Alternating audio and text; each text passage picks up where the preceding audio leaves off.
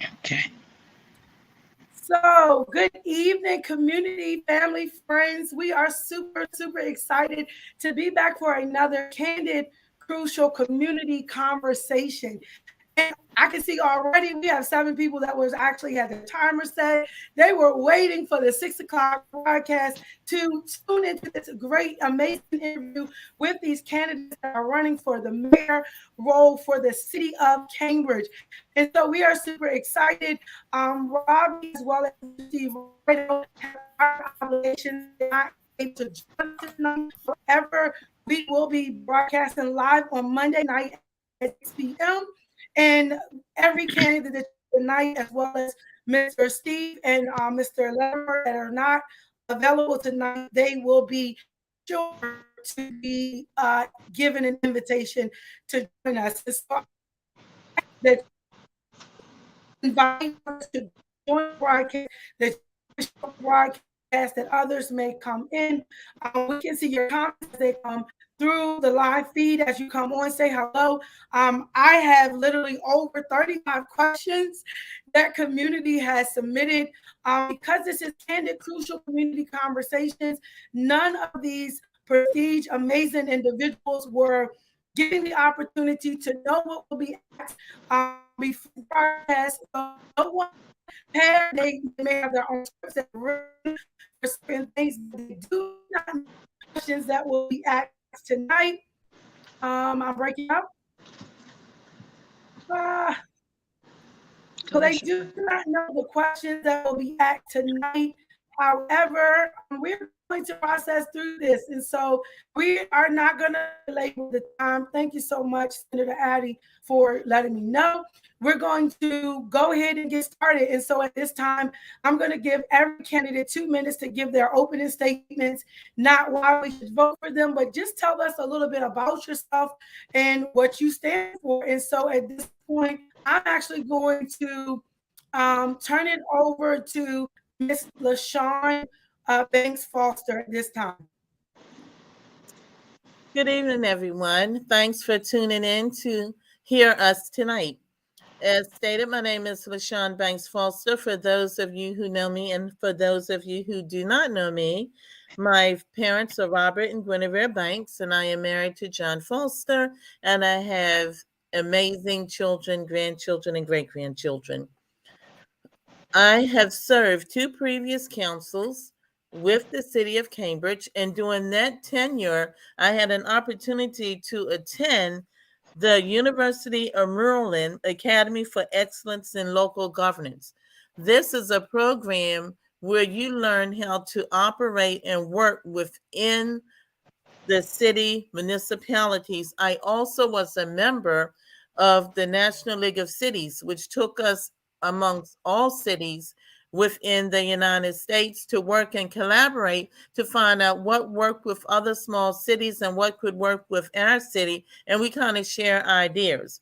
In addition to that, I am a licensed certified social worker at a clinical level, and I have worked in the social work field for more than 35 years with everything from A to Z: child protective services, adult protective services, including private therapy. I've also worked with the elderly, senior care, and teenage pregnancy. I feel that with all of my experience and everything that I have done, did you say stop? I'm sorry. With everything that I have done, I am motivated and dedicated to serving the citizens of Cambridge. Thank you.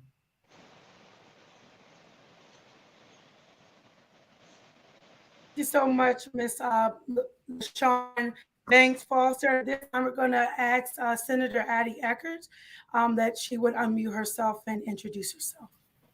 Thanks so much. Good evening, everybody. I'm Senator Addie Eckardt, currently still serving as Senator for the 37th Legislative District. And just a little bit about me, for those who you who have not known me through the years, we relocated to Cambridge in 1970 after being washed out by a hurricane in South Texas. We were doing full-time Christian ministry at the time.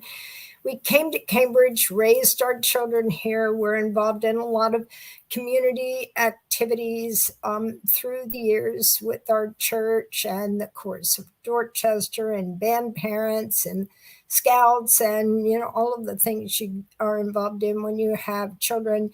We relocated after I had been in the legislature for several years and to downtown Cambridge to be a part of the revitalization. And since I was in the legislature at that time, I thought, gosh, it would be interesting if I could sometimes be involved and run for mayor, but just crossed that off my bucket list, if you will, because we didn't have that opportunity as I was a member of the House of Delegates and then went on to the Senate.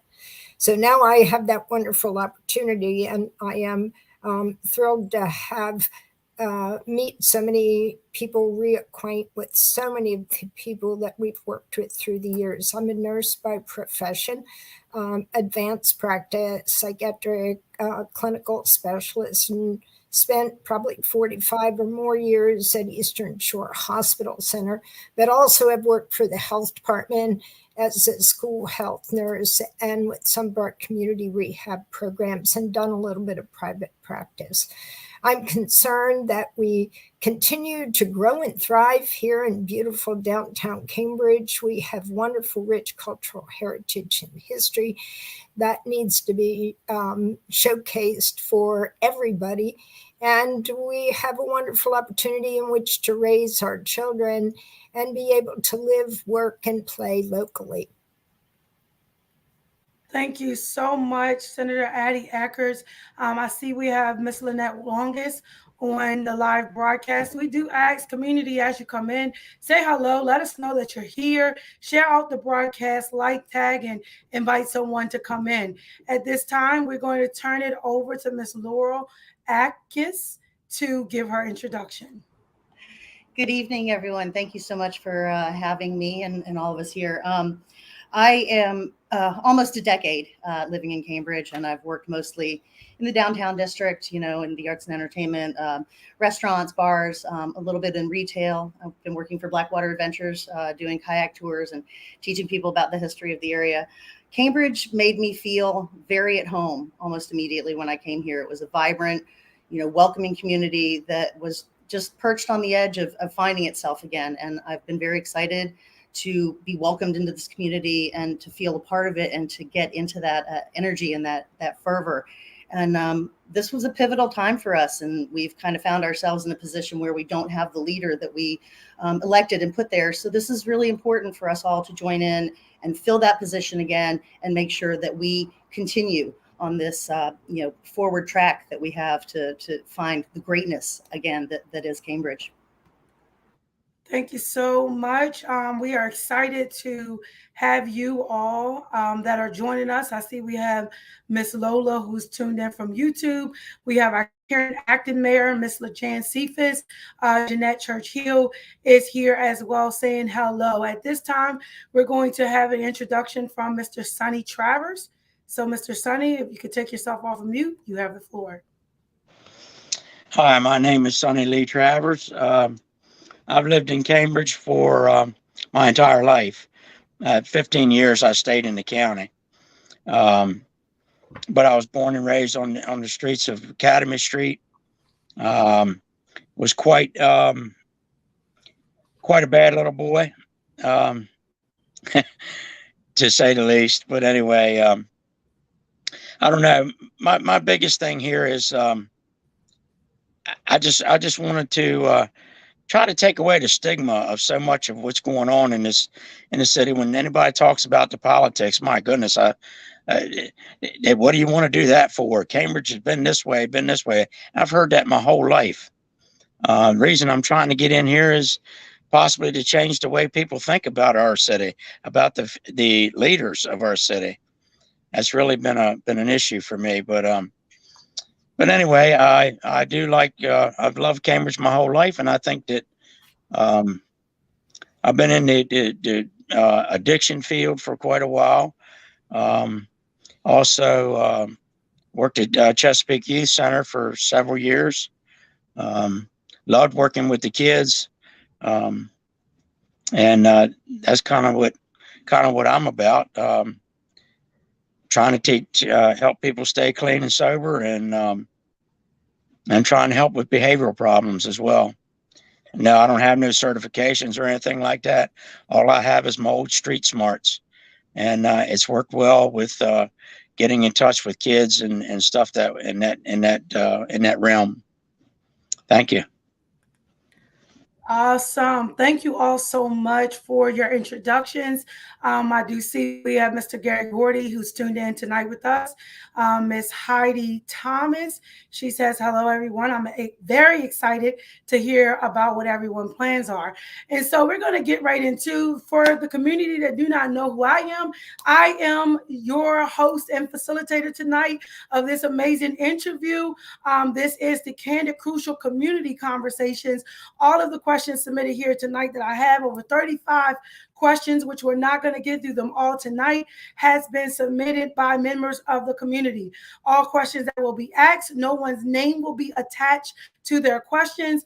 And so throughout the broadcast, if you do have a question, I welcome you to submit that question to United4CStrong at gmail.com. I cannot guarantee you that we'll get to that tonight. However, as stated before, Robbie and Mr.Steve was not able to join us. So Monday night, we'll be doing another final interview because Tuesday are the election. It is the election for this mayor position on Tuesday, August the 23rd.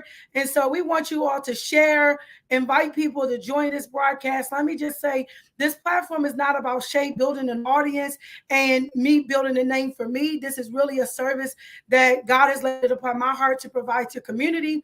And again, collaboratively together, all of the questions were submitted. And so we're going to jump right into it. So with our first question, so many. The first question that I kind of want to start with is, how important is the navigation of outside influences that positions Cambridge for a vibrant future? The question again is, how important is the navigation of outside influences? I believe what this person is referring to is other entities and partnerships with the city of Cambridge. How important is it to you? And explain this importance. And so we'll actually start with Senator Addie Eckardt. Thank you very much. I think we want to have all those outside influences to be positive, because in the past we've had some negative experiences with outside influences. If one is referring to the importance of working collaboratively with our partners at the state level and at the federal level, or through organizations such as the Maryland Municipal League or the Mayor's Association, all of those are very important relationships to be able to establish and develop through the years, because we will want to know, as we identify the critical issues in Cambridge, where to go to be able to develop resources. And resources can be people, it can be information, it can be access to funding, or it can be links to both private and government funding that would be helpful as we move forward with any of the issues that we have identified. So I think working together also through the regional council, that's something that we developed a number of years ago when I was in the House of Delegates. But the regional council is a way to leverage funding through what's called the SEDS. It's a critical evaluation and an assessment of our community. So it would be of the mid-shore that we are able then to work together to determine priorities that are mutually beneficial to all of our counties and cities in the mid-shore region. So that's one that I think would be really important. Just one example. Okay, we'll turn to Ms. LaShon Banks Foster at this time. Good evening again. When we talk about outside influences, I will assume that we're talking about positive influences such as our federal government, our local government, the county, sheriff's office, state police, federal government, National League of Cities, and our municipalities. I feel that it is vital that we connect with each and every one of them and that we have a good working relationship. It doesn't mean that we have to model in every direction that they go in, but every little bit of information that you have is important in helping Cambridge to come up with the right solution for what we need here. If it's not broke, don't try to fix it. So don't try to change something that's working perfectly fine, but it never hurts to listen to what's going on outside. We start from the inside in building ourselves. We first have to identify what are our needs here. What is it that we truly need first? And we know there's a lot. So we have to prioritize and then reach out to all of these entities so that we can develop, along with the plans that are already in place, a good plan to continue to keep Cambridge moving forward in a positive direction. Thank you. Mr. Travers, you have to unmute. Yep, there you go. Yes. Yeah, I agree with LaShon very much so. Yeah, I mean, trying to reach out to other little towns as well. I mean, St. Michael's always comes to my mind. I worked in the St. Michael's area for quite a while, and they have a lot of things that they do over there that's really caused that town to thrive. I think we could pull a lot of information from them. That would definitely be a positive influence, I think, in trying to get the town going in a direction that's going to be a positive direction. My goodness, we need when there's so much we need, and definitely looking for the monies and that kind of thing. I am definitely not a politician. I don't know, a lot of the things that some of you all know, but I certainly am open to looking into anything that would benefit the city. Awesome. Thank you. Ms.Laurel. The funding and the resources, grants and things that we can get are definitely 100%. We need to stay on top of that. I think outside influences, there's a lot more that we can look to than just, grants and fundings and connections. I think, in tourism, as Mr. Travers spoke of, looking at other cities that have, conquered some of the things that we have, and definitely be sure to find a town that had similar goals in mind, preserving our historical integrity and holding on to the traditions that, are so important to this area, but connecting with other towns and finding maybe some of the keys to their successes, working with other Main Street organizations, working with other Rotary clubs. These are connections that exist between different communities that we can definitely tap into. And then advertising and promoting within special markets, pushing towards different industries to invite them here, pushing towards different retail, stores and restaurants to try to invite them here. But another thing, when you talk about outside influences, is I think it's very important that more citizens take seriously the impact that we have on the outside world with social media. When we are using social media to bring positivity and optimism, that's fantastic. But when we're using it to kind of work through our ire or, work out, the complaints that we have about town, we need to remember that other people see that. And at the time that we're asking people to invest in us, we need to put our best face forward, and we need to remember that we are selling our town. It's not just our officials. It's not just our, representatives and business owners. We as citizens are responsible for selling our town as well. And so as much as we need to bring good influences in from the outside, we need to radiate a good influence as well. Okay, thank you so much. And so we're going to go right into the next question. The next question is, what is your vision for Cambridge? Vision and reason why you filed your your candidacy. And so we'll actually start with Mr. Travers this time. The floor is yours. Yes. I mean, my vision is, my goodness, we need to definitely capitalize on our waterfront. I think that is an absolute plus, but also that the citizens have full access to the waterfront. They're talking about this new building coming and so on, these condos or whatever they're planning on doing. But also having some retail in there, and also where people can have access to these things. My vision is to see that grow into something that's pretty good, pretty decent. Again, the citizens of Cambridge, they fish a lot, and right now, especially with the pier down and all that, people really like to have access to things like that. But I've lost track of where I was going with this. What made you file your candidacy? Pardon? What made you file your candidacy? Oh, file my candidacy. Well, I'm going to be honest, the truth. I don't like the way shady things go on in the council. Bottom line is, I just seen some things that really bothers me, and I've heard about that stuff for years, and I think we really need some transparency in what the council's doing for the city. Thank you so much, Ms. LaShon Banks Foster. You have the floor. So, what is your vision for Cambridge, and what inspired you to file your candidacy? What inspired me to file my candidacy is my dedication and motivation to serve the citizens of Cambridge. I see a lot of beauty in Cambridge. We are beautiful people here. This is a beautiful city, and there is so much.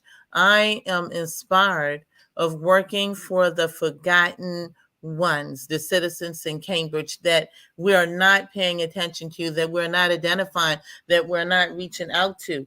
I too want a beautiful waterfront, but I also want a beautiful inner city. I also want to see children that are happy, that are running and playing like I did when I was growing up. I look at the youth. We have a major problem with our youth, and we have to look at why. It's many reasons why. Lack of activities, lack of our input in education. I understand that while the education belongs to the county, it produces what belongs to the city, which is our youth. When they graduate from that high school, we need to be having an intricate part in the education. We need to look at crime. Crime is at an all-time high. The city cannot be beauty from the inside out if we don't make it safe for the ones in here. When a child walking down the street can get shot in the head and you don't hear anything about it 2 weeks later, not even as much as, how is he doing? It could happen to another child. He survived, but what about the next? We don't talk about the countless murders that we have had. Our economy, when they talk about building new houses, we're building houses up all around Cambridge. Look at our medium income. Can we afford the houses? We still have citizens and elderly that are living in death traps almost.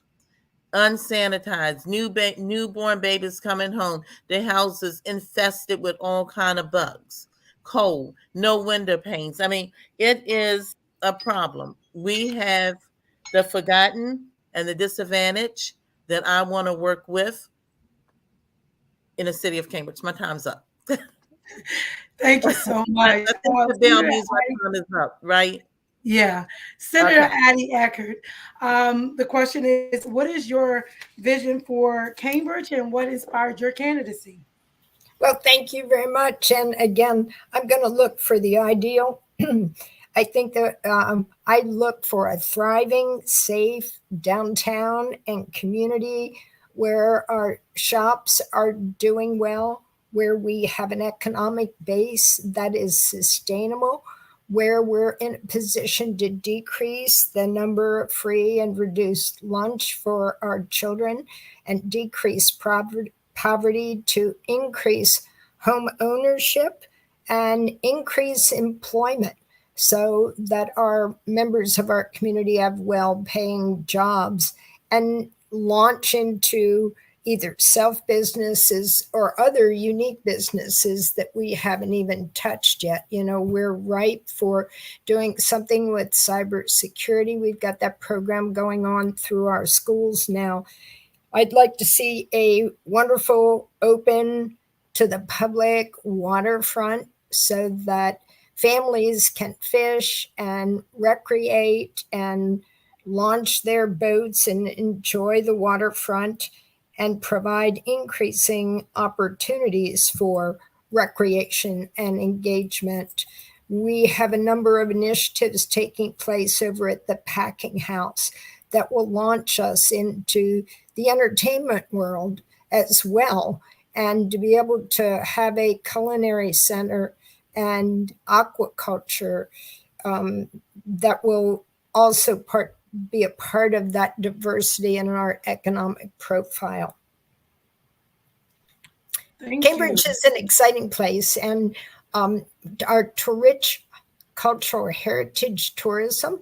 I'd like to see more of a blend of our cultural heritage in our shops in downtown as we continue to be welcoming to those who move into Cambridge, but continue to be able to provide for those who have not had the advantages that other families have had. So it's kind of a big vision, but I think it's exciting. We have a council that I believe is eager and willing to roll their sleeves up to identify problems and to begin to get to work and truly put into practice a number of the policies that we've been working on at the state level. Thank you so much, Senator Addie. Laurel, what is your vision for Cambridge and what inspired your candidacy? Well, I can definitely say that my vision for Cambridge is what inspired me to be here. I really envision Cambridge as being a place that has a more positive attitude and has hope. You know, when you have people with hope and positivity in their neighborhoods and faith that they are safe and taken care of, then you've got people that are going to stay and reinvest in the neighborhoods. And the crime needs to be addressed. It all needs to be addressed. But I like to think that when the crime gets better and the communities get better and the people feel better, and it will all feed into each other. You know, it's a cycle. Everything is definitely connected. You know, we need quality homes, but we need to keep in mind that they need to be accessible to the people in the median income here. We need from toddlers to seniors. We want people to be happy and healthy and vibrant, and we want them to be able to cling to those traditions, yet see the future, you know, as positive ahead of them. You know, I don't think that there's any way to bring Cambridge up that doesn't involve the waterfront all the way to Pine Street. Every neighborhood is vital. Every neighborhood helped make Cambridge what it was when it was really booming. And it's going to take all of us, you know, to make it boom again. And I think that's my vision. And that was also my inspiration, is to see Cambridge where I know it has been and can be again. Thank you so much. And so, you know, a lot of great discussion around the vision and the reason that you actually, you know, the reasons behind why you actually filed your candidacy. And so many community members are, you know, fully aware that as a mayor, that you do not take a position during the voting on various issues, not unless from what I received, there's a tie. However, the question that I have for each of you, one of the questions is, what is your current relationship with the current council? Because you will be essentially, of course, not essentially, but you will be in the term with those that are on the current council. What is your current relationship with the current council? How would you describe that relationship? And so we'll start with Ms. LaShon Banks Foster.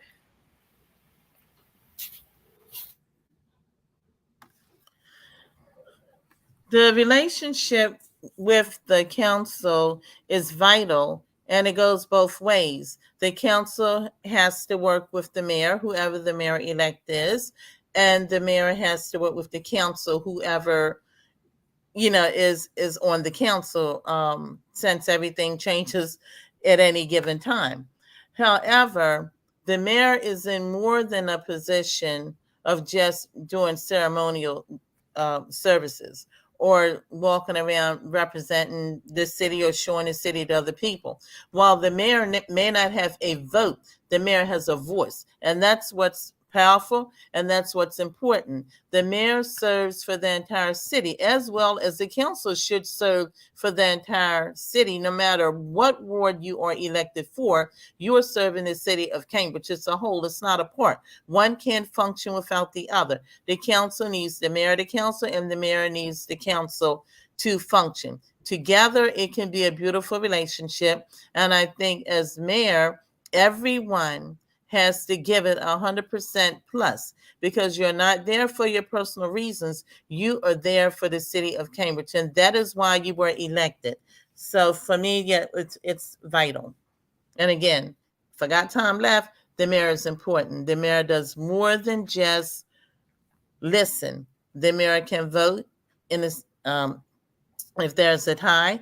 The mayor can also veto, but more important than any of them, the mayor is a powerful voice for the community. And as I stated before, the community is the force behind the voice. Thank you. Thank you. Right at the time. Let's go, Mr. Travers. What is your current relationship with the Caring Council, and how important is that relationship to you? I don't really have any kind of relationship with any of them, honestly. I have worked I've been a plumber for 40 years. And, I've worked with people, all types of folks. And I certainly had the capability of working with a council, because bottom line is we got one thing in mind, and that is try to make Cambridge better. And, as long as we're all on board with that, I probably would have no problem whatsoever with anyone. But if I'm going to see something going on that that warrants to be brought out, I'm probably going to be the person that's going to do that. I don't like backdoor deals. I really don't, and I don't know that they've ever happened. I just know what citizens have told me over the years and just recently. So, I'm willing to work with anybody. I love the city manager. I've talked with him a couple times, joked around with him a little bit, and about some things that needs to be done. And he said, well, when you become mayor, you can do that. So, but other than that, yeah, I mean, I can work with anybody, as long as we have the interest of Cambridge. I want to have a voice for everybody in this town, not just a select few. Thank you, Mr. Travers. Ms.Laurel. I certainly don't want to speak for the council, but I know that they are used to seeing my face in the meetings. I know that they're used to seeing me at a lot of events. I know they were used to seeing me around when they were campaigning, because, like I've said before, that was such an exciting time in Cambridge, and that election was, such a great time when people really came out and were involved. And I hope we're going to see that again this time. I'd like to think that they understand, that I have the best interests of Cambridge at heart, that I'm here for the right reasons. And I'm all for the team effort, beyond working with the council and the manager and the staff. The team is the city. We all need to work together. I remember saying before that the council and the mayor can't do it alone. The manager and the staff can't do it alone, and the citizens can't do it alone. It takes everyone working together and really sharing a common interest and a common positivity and a common goal. And I think we can do it. Thank you so much. Senator Addie. Thank you so much. I guess I'm in a unique position because I've already developed personal relationships with each member of the council, and that to me was part of the inspiration in following through and running for mayor. To me, it's really important to be a part of a creative team. To me, that's the best way to create a safe community. You'll hear me talk about milieu That's how you make a kind of a therapeutic. You make the best that you have with the talent that is before you. With full disclosure, Councilman Marcus grew up with our son, so we've been involved with him through his life, actually, doing things as the boys were in high school together, and then as they went off to college, and then as we worked together in a number of community initiatives. Councilman Roach has been a real champion as we put forth the broadband task force, and he brought all of his expertise to the state, to the regional council, and to the rural council to be able to really put a good strategy in place and then leverage that funding. So we've worked together. I've worked together with Councilman Harrington, as he lived in our building, and we were encouraging him to spread his wings in a number of fronts as we've got to know him. Councilman Cephas and I had the opportunity to work on a difficult constituent issue, and it gave me the opportunity to learn more about him and how he deals in various situations, and the give and take and persistent and being willing to resolve difficult situations. And then, of course, acting Mayor Cephas has been just a champion, a master negotiator. And I believe these people bring such incredible talent and ability that I'm really honored to consider to be in an elected position as the mayor, to work with them to continue to build that team as we identify the issues that are essential to move Cambridge to the next level. Thank you so much. And so, you know, because this is Candid Crucial Community Conversations, when we talk about government, a lot of times when things happen in the community, Senator Addie, she actually referred to her personal relationships with the various commissioners, the city commissioners.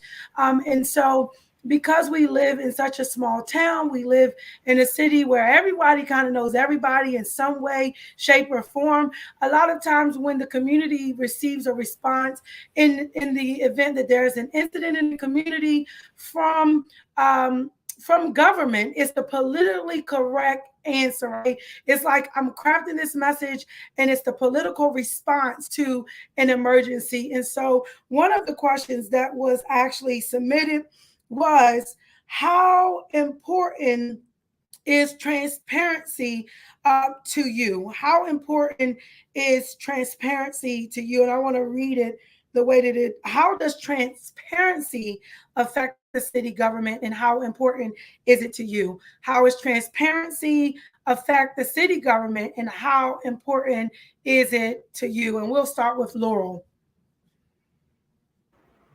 I think one thing I've definitely heard a lot of from citizens since I've, been getting more involved is that they don't feel like all of the information is available to them.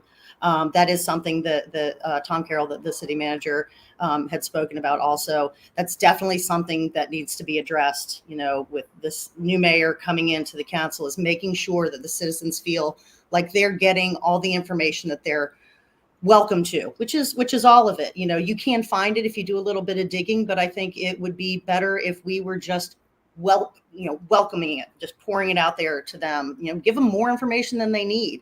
Because there's a lot that gets covered in these meetings. There's a lot that gets covered, between the council meetings and the planning and zoning and traffic and safety. There's a lot that's involved in taking care of a whole city. So if they're really willing to get out there and read it and they want to know, we need to make sure that it's available to them. We are working on the behalf of the city, so we are responsible to let them know what we're up to and what our plans are, and to hear their voices as much as possible as we're going through, those actions, because we're here representing them. So we definitely need to listen to them, and we need to let them hear what we're doing. Thank you so much. Senator Addie? I'm better on mute. Thank you very much. I think clear accurate information is absolutely essential. And I think there need to be clear lines of communication and authority down through the various levels of government as well. Because a lot of times when people aren't informed with good information, folks tend to fill in the gaps. And then that's how the story, we get into whisper down the lane, so to speak. So as much information as possible that is clear, concise, and readily available is absolutely essential. Thank you. Ms. LaShon? I think that question ties in a little bit with two of your previous questions, which asked about collaboration and how well you know the current council. With transparency, I feel that not only should you know the council, but it's more important that you know your community. You know who your constituents are. You know what they want. That's vital. While you are part of the team, your first priority is to the constituents. So transparency is vital. Having bigger meeting rooms, having ways for people who cannot make it to a meeting, if it was in the fire department, having ways for them to get there, being able to involve the community. We can inform the community, but have we asked the community what their opinion is? Have we worked with the community to find out how they would like to collaborate? When they elect commissioners and the mayor, they don't elect you to say, hey, that we don't exist. We here. We all want to work on this together. You are the ones that are our voice, because we can't have 13,000 people sitting on the council. So we chose 5 and a mayor. So transparency is vital. Collaboration is vital. Along with that transparency, knowing your constituents, knowing what they want, and working for them, and remembering that that is who elected you and that is who put you there. Thank you. Mr. Travers. Yes, as I said before, transparency is an absolute must. I don't know what other avenues we could do to get the information out there using social media or whatever. The only reason I found out about the thing uptown about trying to make that one way was somebody threw a document out there on Facebook, and then, my goodness, I mean, I took off with that. I said, my goodness, nobody knows this, and a lot of people didn't know it. I showed up for that meeting at beside Fat Rick's, and with 70 people, approximately 70 people there, and my goodness, it was, nobody there wanted it one way, and it was already voted on, and that kind of thing. That should have never happened. I mean, it should have been brought to the it should have been brought out into public some kind of way where the people would know about it before they made a decision they're going to do a $16,000 pilot program that nobody wants. So that was just my thing on that. Is, we got to have an open book here. That's where all the filling in, when you only get part of the information, they're going to fill in the rest of it themselves. That's why we need to hear people. We need to bring information from the citizens to the council. Without a doubt. I mean, that's just how I feel about it. Transparency's got to happen. However way we can figure out how to make it better. Thank you so much.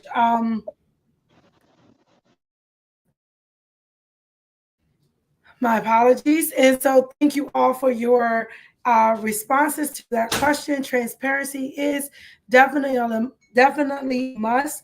I actually want to just stop and say hello to Ms. Pender, who's tuned in. Thank you for tagging Ms. Sample in the broadcast. Hello to Alex. Thank you all, community that is watching. We ask that you like, tag, invite someone to watch the broadcast, as well as share it out. So moving from the question of transparency, when we talk about, how, communication is missed, communities uninformed of different things that are going on in the city. If elected as mayor, do you currently have a plan as to how you would involve the community into the meetings, how you would involve the community into helping to get the information out of things that are happening, that the city is putting on, that the city is planning to do, to move them from that spot, as Ms. LaShon Banks Foster referred to, of just informing and actually involving them. So do you have an involvement plan? So we'll start this one with Mr. Travers. The involvement plan. I don't know. I personally, I like getting out in the community and finding out just what people think. If it means going to doing a little get together at a church or something like that to get some feedback from some people, to find out just what's going on. And I think the council should do that with each sector that they have. They should find out from their people. Have a little get together where they can sit down and talk to people and get some information, and then be able to bring that back, so that we can all come together here as one. This separate thing has been way too long like this, and that's just my thoughts on it. Thank you so much, Ms. LaShon Banks Foster.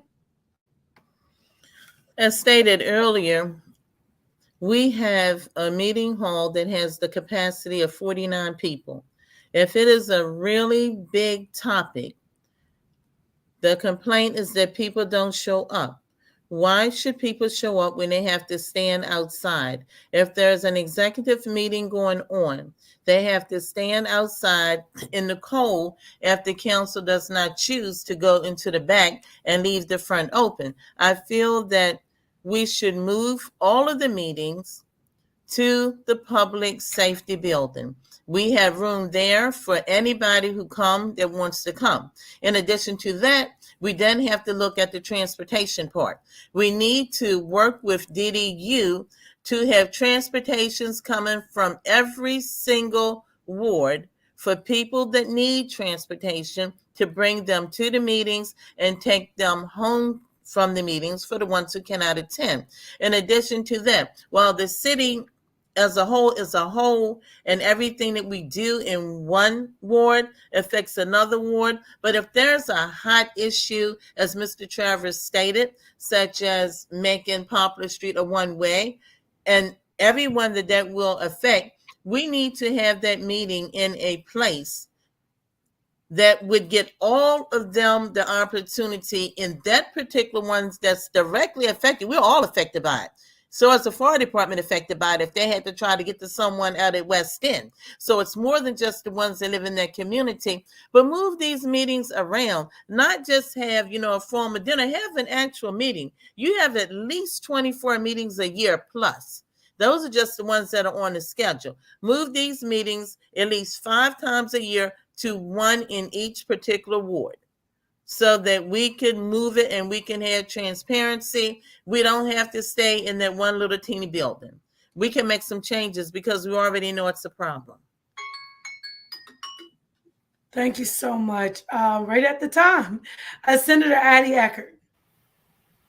Thank you very much. I like the take it to the people. How do we take it to the people so that we develop that we are listening? We want to hear from constituents and our residents here in the community. And there are a number of different ways I think that we can do that.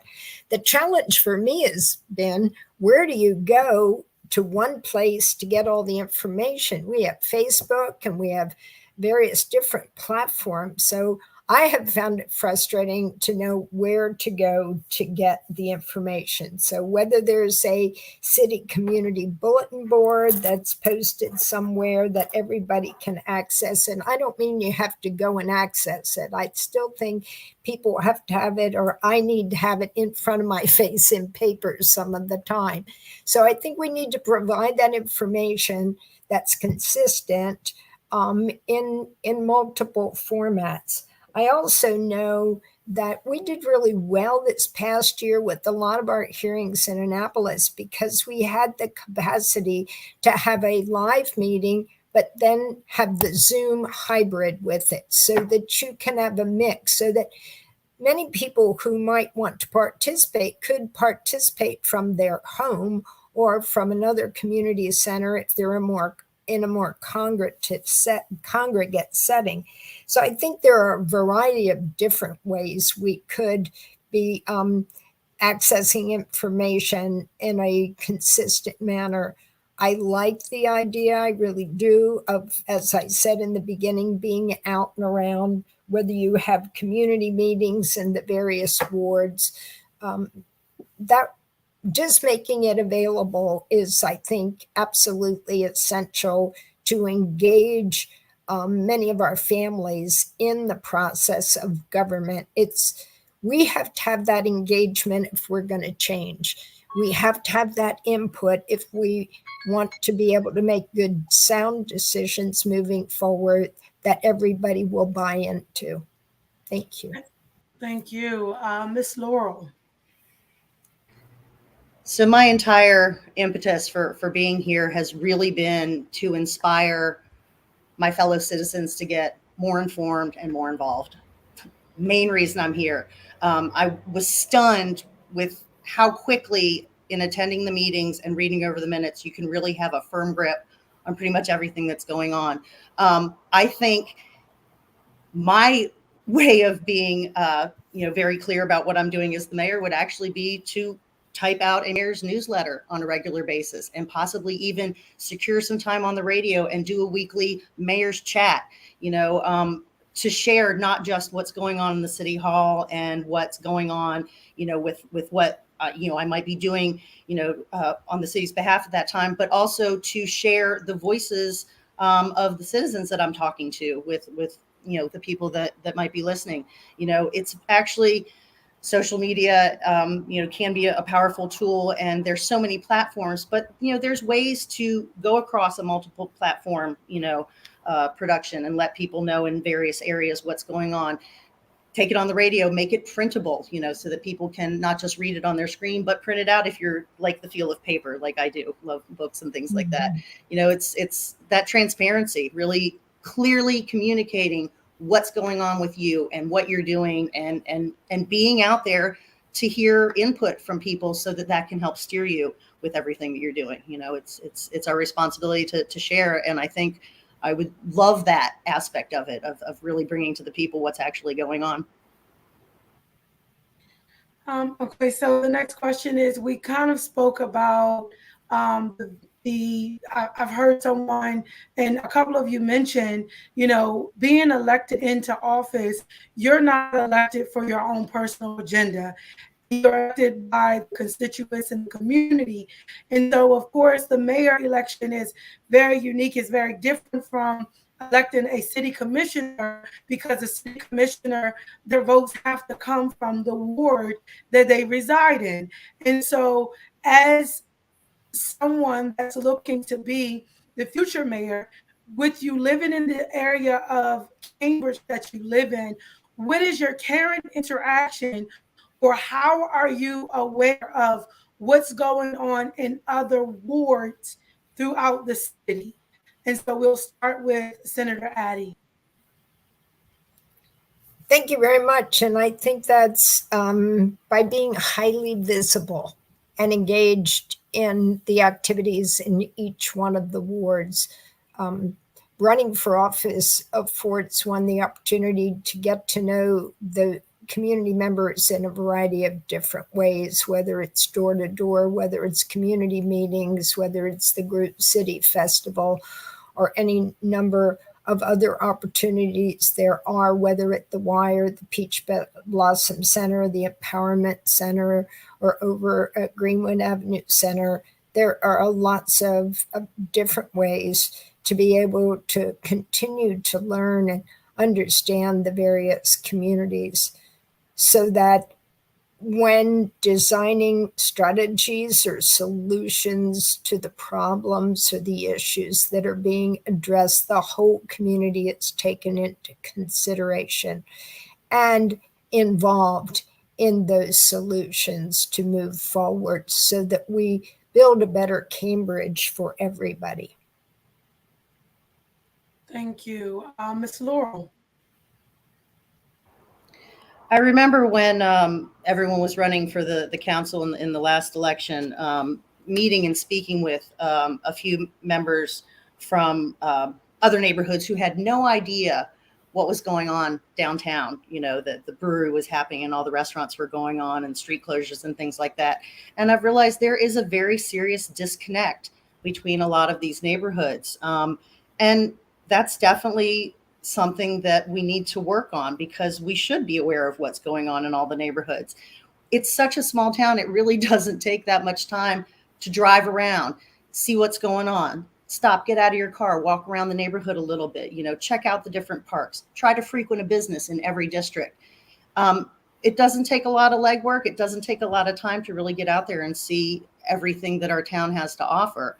I really felt like it was my responsibility to make sure I got out there and saw every neighborhood that I had not seen previously, to make sure that I know where we all sit. And we need more of that. Less, I don't cross that street and I don't go that way because the reputation. More, I need to go down there and see what's good there.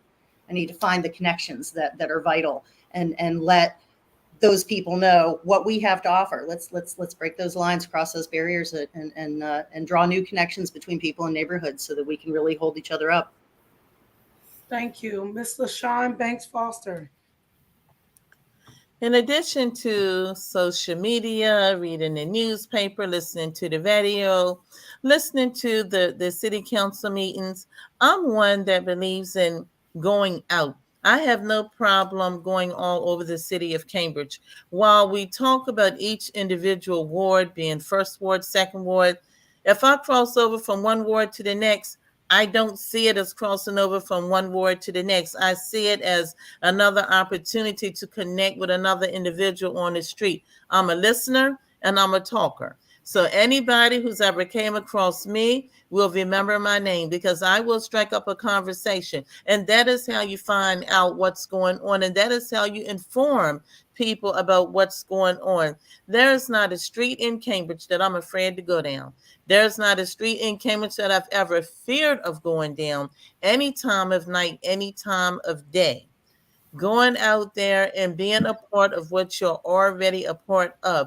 You are a citizen of Cambridge. You are a part of Cambridge. So there should be no disconnect with where you go. And as far as, I'm concerned, when it comes to where I live at, I spend more time in neighborhoods all over the city versus my own home as to where I live. And I have lived in almost every neighborhood in the city of Cambridge. So I'm used to it. I love it.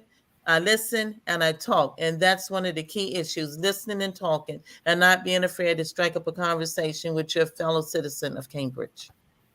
Thank you so much. Mr. Travers. Yes, I don't see any boundaries when I'm out here talking to people, as far as what ward I'm in or anything like that. One thing God has blessed me with is the gift of gab. I can talk to ears off a brass monkey. I'm gonna tell you right now. But again, I mean, one of my biggest problems in the ward that I live in is you're mostly Hispanic, and of course I don't speak Spanish, so it's a lot of sign language goes on with my neighbors, and that kind of thing. We kind of try to understand each other. I even tried to pull it up on my phone so we could translate it back and forth what we were saying to each other. But no, I grew up in a rough neighborhood on Bunkers Alley, and it was a rough neighborhood back then. It is what it is. I've dodged a lot of things in my lifetime. Really, going anywhere, I have no problem going anywhere. As long as I can connect with some people and really strike up a conversation to find out where people's at. That's really what it's all about. If we don't connect, we ain't gonna get nowhere. Thank you. So, Mr. Sonny, you bring up a great point. Our Hispanic population is ever growing here in Dorchester County. And so if elected as mayor, how will you work with the council to engage other communities that their primary language is not English, how would you do that? And we'll start with you, Mr. Sonny. I would try to find somebody that could translate for me, for one thing. I got wonderful neighbors that are Hispanic, and the little girl, she just amazes me because she translates for her parents, and I mean, somebody like that, somebody that might, if I could get enough information across to them of what we're doing, I think that they could be vital in helping me to get through that situation or whatever. Yeah, I wish I did know more Spanish. I know very little, but I guess I'm old. I don't like to take on new things sometimes, but I would. That was something I should probably look into for my own self, because I have thought about getting some Spanish lessons to figure out, that barrier shouldn't be there, and it's hard, And I know a lot of these folks are illegals. But that doesn't matter to me. I mean, they're hardworking people. And my neighbor is such a hardworking and providing for his family. I don't know whether he's legal or not, and that really doesn't matter to me. They're just, I don't know. I've just met some really good people. They've invited me over for I don't know how many cookouts and stuff. I don't do much on them hot tacos, though. You know what I'm saying? But anyway, finding somebody that could help me through that, and as well as learning it myself. Thank you so much. Ms. LaShon Banks Foster. Well, I've already started trying to learn some Spanish, and it's a goal that my husband and I are doing together, because I have relatives, I have grandson-in-laws, I have son-in-laws that are Hispanic. I have a sister-in-law that is Hispanic. But in addition to learning the language, I know a lot about the culture, and that is vital in trying to understand someone else's culture. While we're all the same, there's no difference. We're all citizens in the city of Cambridge. We all have slightly some different backgrounds, whether it's religion or what your practice, what your beliefs are. And in knowing someone's culture, and that's an advantage I have from being a social worker, it is important, because speaking the language isn't enough. Knowing how to respect that person from where they stand and their family and their household is how you get across to helping someone that may or may not be disadvantaged, but more important, how someone with a different culture can help us, because we're all in this together. We're all in it for learning, and we all have to learn what everyone else needs to know is respect each other and understand each other. Thank you. Senator Addie. Thank you very much. We have many different cultures in Cambridge and throughout the Midshore region. We have a strong Haitian community up in the North County, and our rich Hispanic community here in Cambridge, along with growing populations of other cultures. And I think it is important that we reach out to each one, whether it's through our business connections, whether it's through our health connections. And translation is very significant. One of the things we learned during the pandemic that we are just woefully lacking with indigenous, and by that I mean indigenous people from who are Hispanic or Haitian or African American or Caucasian or Eastern European or Chinese. We have some barriers with translation, and we know that a lot of the tools that are used by a lot of our healthcare people and other are just not as effective as it is when you have somebody within the culture who understands the culture and is able to translate. So that should be, I think, for all of our communities, a major initiative to make sure that as we work in our schools, we begin to celebrate culture in our early grades, because that's where we will be able to share the language and the culture early on and celebrate each one. That helps to be encouraged through community events, whether it's whatever the community event is, in bringing all people together to share each culture and be able then to work together to continue to build those bridges so that we have businesses and other, I guess, what I'm trying to say is like nurses and teachers and other professionals and other workers in reflective of all of our cultures. Thank you. Ms.Laurel. I remember when I first moved here about 9 years ago, and I went down to the south end of the county, and I met a gentleman named Webby, and I asked Webby how he was doing today, and his answer was firing a hair on a frog. Finer than a hair on a frog. I think that's a clear example that we have so many cultures in this area. We've got Culture Fest happening next weekend. We have the Outdoor Festival that happens every year. This area is its own melting pot. The Hispanic culture is just one more that's being added into this really rich town that we already have. Once I worked in a Chinese restaurant where we had some kitchen workers that had moved up from Mexico City and a bunch of servers that had come over on work visas from Indonesia, and Taiwanese owners. Everybody learned Spanish, everybody, because that was, I guess, the easiest, most common language to learn. So if you're interested and you're ready to immerse yourself and make those connections, take the time to listen. You can do it. You can break down those language barriers. And it's not just between English and Spanish. It's not just between Eastern Shore and Western Shore. It's not just between Southern drawl and Northern twang. It's perspectives and outlooks and intonations. We have as much to learn across, our white culture and our African-American culture as we do between our African-American culture and our Hispanic culture. We all need to work together to understand each other and find what it is we have in common, because I bet our goals are all very, very similar. Our what our hearts have and what we really want to see for our families and ourselves. I bet we all have that in common. So just breaking down the language is the least of it. That's the easy part, I think. And if we really want to do it, we really want to respect and bring up each other's cultures, we definitely can do it. Yeah.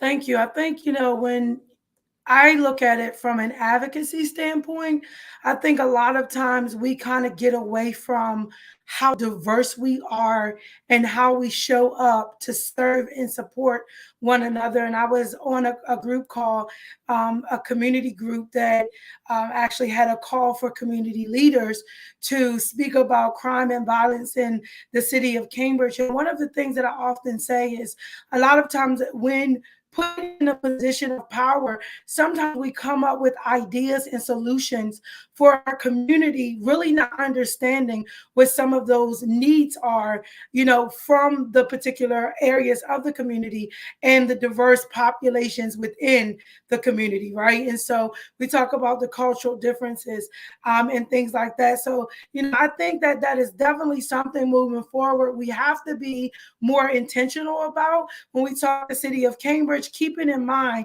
how diverse we are and how the needs culturally and the supports that's needed culturally may look different. And so not just prioritizing one community because they are, the majority, but also looking at the majority of the community as well. So Mr. Foster says, the police department is in a unique position to have the most ever Hispanic officers who could assist. Trust is paramount. Who's legal or illegal, we don't know. But building relationships is key. And I believe that, as he stated here, it is true. In order to build trust, you have to build relationships. And so moving on with the questions, as I say, we have so many.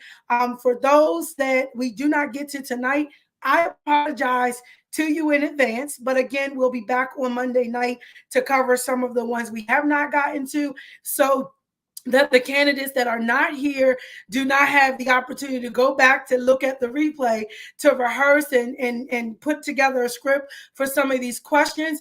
And so getting into the crime, that is definitely a concern for citizens in the city of Cambridge.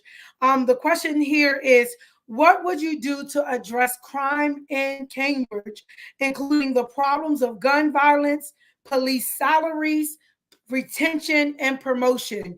Again, the question is, what would you do to address crime in Cambridge, including the problems of gun violence, police salaries, retention, and promotion? And we're actually going to start with Laurel. This is definitely one of the top questions that I think everyone in Cambridge has on their mind is how are we going to fix this crime wave that's kind of landed itself upon us. I don't think that there's a quick solution.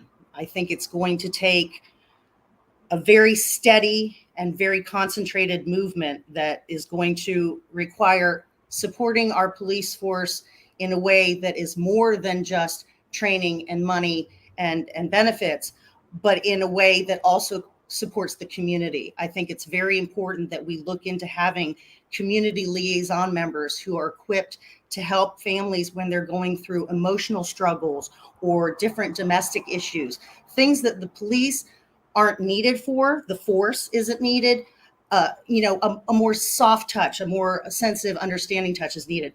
Then we have officers that are rested and ready to deal with things that they are trained for.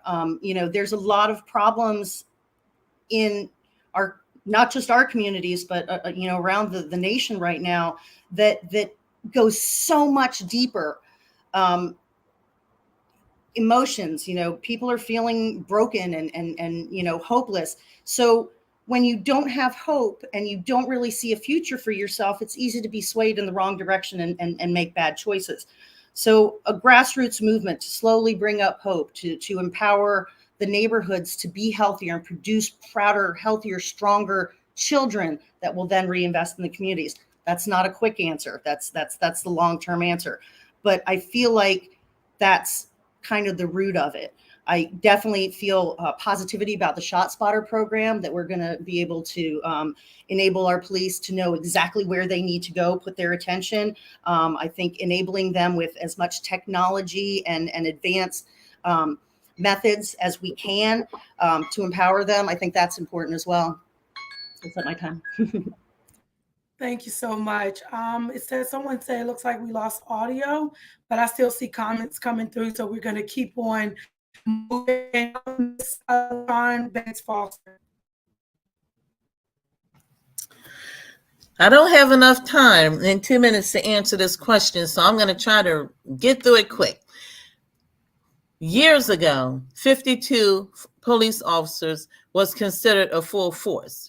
If you look at 10 years ago and 52 was a full police force, look at how many more new homes and look how we have expanded and look how many more residents we have living in the city of Cambridge. We got to put more money in the police force and we got to look at 52 as being obsolete and bring more police officers into the city of Cambridge. But more important, along with that number, we have to make sure that every single police officer that is hired knows and operates under community policing. With community policing, we will be able to work within our communities a lot more effectively and efficiently. We also have to look at the state's attorney. When someone say empower your community, you want someone to give up let's say a next door neighbor that they know may have shot a gun at somebody. I've talked to people. I've walked around the neighborhoods. The reason they don't talk about it is because when they have given information, they read their name in newspapers later on where the state's attorney and the police department has given this information to the defendant because the defendant has a right to get that information. So who feels safe living there in a community when they're telling me right next door to me is about 15 guns in there. But the last time I told it, I was all over Facebook and social media. In addition to that, in addition to more cameras, we have to occupy the minds. I went out last week and I talked to young people that are committing crimes, starting forwards. When I say young people, I mean 6th grade and under. They are stealing big things like mopeds and motorbikes, and ask them, what is the problem? The problem is they have nothing to do. Invest in your children, human investment. Thank you so much, Ms. LaShon. Senator Addie Eckardt. Thank you very much. Building safe communities is a very much a multifaceted project that I think we're all going to need to be involved in and involve as many others as we can in addition to our policing. I think it's education. I think it's through the clergy, and it's through many of our different organizations. Our police have to be well prepared, have to be sensitive in working in conjunction with the community. It's important to know the neighborhoods, as we've had a lot of discussion tonight about the importance of building strong relationships. And it's also crowding and housing that I think has not been addressed to the extent that it can be, to be able to make sure we have enough open space and we do have enough homes that are adequate and affordable housing for our, not only our workforce, but for our medium income and low income families as well. We have several different groups who are already working on a strategy to deal with gun violence. And I think as we pull all of those groups together and identify common goals, as we look at those, tease out those issues, and then build a strategy together over time with timelines to be able to see achievement and be able to have the results that we really want to see. It is important that we have as I said, a well-prepared workforce with our policing, but also we have to have teams of people who work well together there, as well. As I indicated earlier in an earlier question, our police have to have the tools that they need. So whether it's the cameras or whether it's police vehicles or whether it's equipment, all of that has to be a meaningful part of that. And we need to listen to each other to be able to know what works and what doesn't work, and then evaluate the effectiveness of whatever we put in place to make sure that we are improving the community for everybody. Thank you. Mr. Travers. Yes. Sad to say, but a lot of the children today are not afraid of death. And I agree. I think it was LaShon was saying that, the building the human mind of these children. They get these guns. I don't know whether they think that they're not going to get caught or they're not going to get shot or whatever. But it is so sad that we're losing so many young children to this kind of violence. My goodness, when I heard the other day that somebody was telling me that the police come here long enough to get a little bit of training and they move on to other cities where they don't have to worry about getting shot at. 3 particular officers I know of. One, I think 2 went to St. Michael's and another one went to Oxford, and we need to retain our police. It's just that simple. Give them some incentive to stay, and certainly if they're getting a decent enough paycheck, I think that they might take more incentive in what they're doing. I totally agree with cameras. My goodness, that I guess they got them in Baltimore or whatever, the gunshot cameras or something or other. I'm not really updated with all that, but my goodness, that would definitely be a plus. But the kids, we got to get to these kids, giving them a reason to want to wake up in the morning and doing more positive things with their life rather than watching their 4 or 5 year old brother or 4 or 5 year old friend that's older than them, is walking around with a Glock. We've got to influence them some kind of way. Guess through community efforts, and definitely changing the minds of these children. Thank you all for your responses. We're going to go to some of the community's comments. Mr. Foster says, neighborhood watch groups used to be active. I believe each of the 5 commissioners need to involve as to what their concerns are. We have Mr. Paul says, we have too many white officers in the city of Cambridge, no Latinos and not many African-American officers. That is what we need. So diversifying the staff. Mr. Gordy says back in 1990, nobody knew what it was, but there was a Black female or African-American female police officer. And Mr. Briers, Paul says, no, we need new people in charge of the city police department. There's no moral in the police department, city of Cambridge. That's why other officers are leaving and going to other cities. That is a fact. And so he also adds that there's a buddy system in the city of Cambridge. And so we actually talked about transparency. We've spoken about the crime. We've talked about, a lot of what your vision is for the city of Cambridge. We've also spoke about the navigation of outside influences. And so Senator Addie, she brought up a lot concerning climate and housing. There was questions submitted around that. This climate question is multifaceted. And so I'm going to break it down. And if you need me to read the question or provide some clarity, please feel free to do so before you respond. So it reads, Cambridge, like the rest of Dorchester County, is on the front lines of climate change. We are already suffering from the effects of saltwater intrusion, erosion, and severe flooding. In fact, some environmentalists say that Dorchester County is the canary in the coal mine for climate change. If elected mayor, what measures would you promote, and what I'm sorry, lost my spot. And what partnerships would you build to protect our cities from these challenges?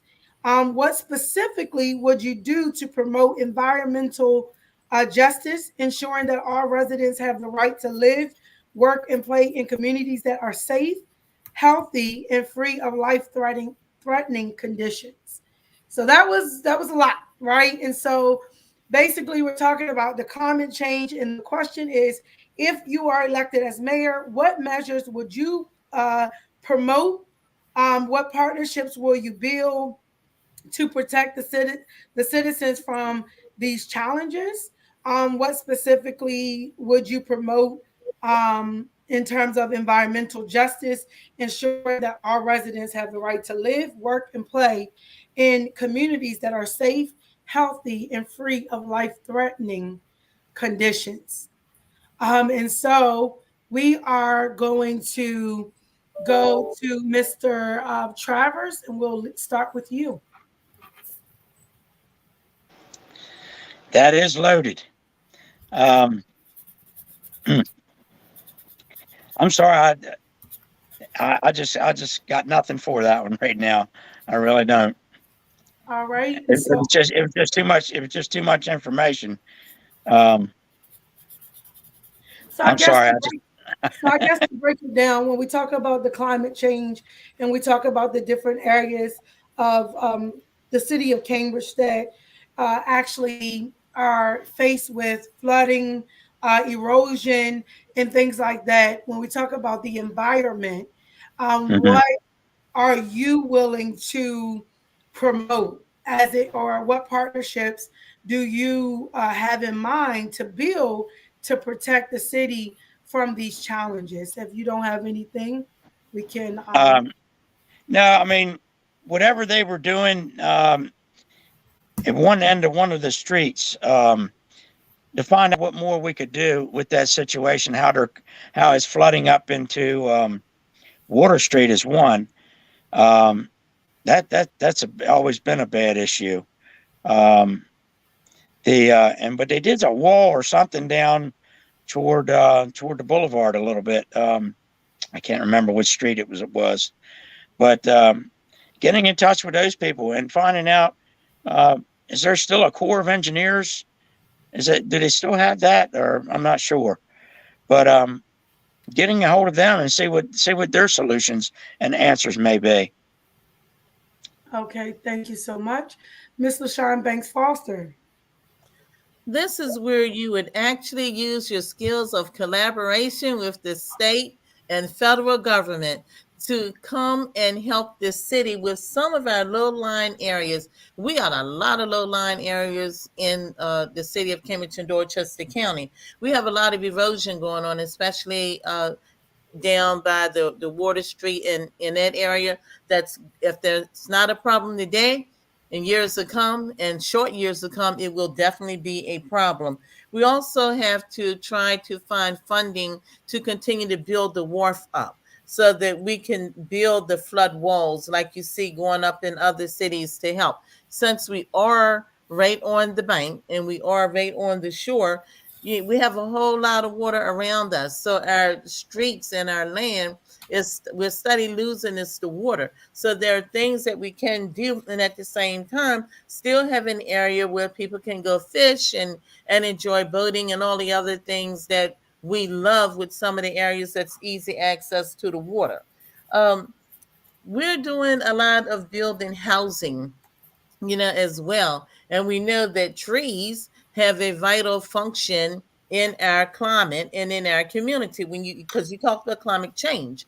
So for these developments that are coming, just like we make them put in the ponds and everything, we make them replace marshland because that has a vital role. We have to make sure that we also have some areas where we have trees, being planted. When we talk about the life-threatening conditions, as he says, it was 3 parts of the question, trying to fit it all in. Life-threatening conditions can come from many different areas. It could come from an emergency, a hurricane, that flooding. That is the mayor's job, to get out there, find the funding, work with the federal government, work with the state government, work with the county who's already doing something, come together, collaborate, find out other cities with the National League of Cities. What have some other areas done, and how did they get access to funding so that we can save and preserve our own city and county? Thank you. Senator Addie Eckardt. Thank you very much. I think this is the largest problem next to safe communities that we will have to address in the next 5 to 10 years. I'd already been working with the county to be able to look at our failing septic systems and bit ponds. So I have, a background information of the Sanitary Commission and MUC and some of the other initiatives that have gone on in the past. Recently, we had a pretty comprehensive study looking at resilience because we do have so much flooding as we've continued to experience through the years. So this is another one of those issues that's going to need all hands on deck. The regional councils, it can be made a priority there. I already planned in this legislative session to ask for additional funding for Dorchester, Somerset, and Wicomico counties because they are the most vulnerable and subject to continued erosion, to use Chesapeake Bay funds to be able to improve those systems. In downtown Cambridge, we have a wastewater stormwater system. Part has been dualized, part has been not. And just today on the streets, I heard significant concerns about lines failing and backups in the homes. This is not safe. We cannot keep going down this road, and we have to make sure that we address the infrastructure issues. There has been funding through the IRA or through the recovery funds to be able to address infrastructure. And I think this is one piece that we might want to look at. Senator Cardin has already made an extra award of funding for the project down around the yacht club. So again, a multifaceted issue that we will have to involve as many agencies and organizations as possible to be able to put a plan in place to address this. Thank you. Thank you. Ms.Laurel? I have a background in whitewater adventures. I was a whitewater rafting guide in West Virginia. And a fun fact about water that a lot of people don't know, a cubic foot of water weighs about 36 pounds. That's about a basketball size of water. Water is a strong, strong force.